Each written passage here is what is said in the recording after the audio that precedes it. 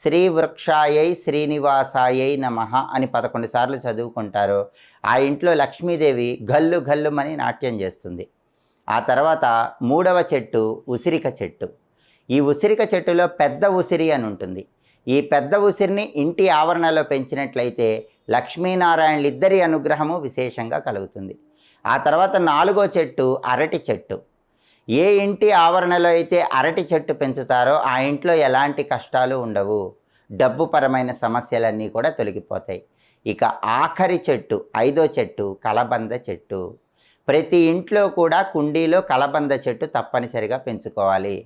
కలబంద చెట్టు దగ్గర సాయంకాలం పూట అగరబత్తులు వెలిగించి హారతి ఇచ్చినట్లయితే ఆ ఇంట్లో లక్ష్మీదేవి శాశ్వతంగా స్థిర నివాసం ఏర్పాటు చేసుకుంటుంది. కాబట్టి ప్రతి ఇంటి ఆవరణలో కూడా ఈ 5 మొక్కలు కానీ అలా వీలు కాని పక్షంలో ఈ 5ంటిలో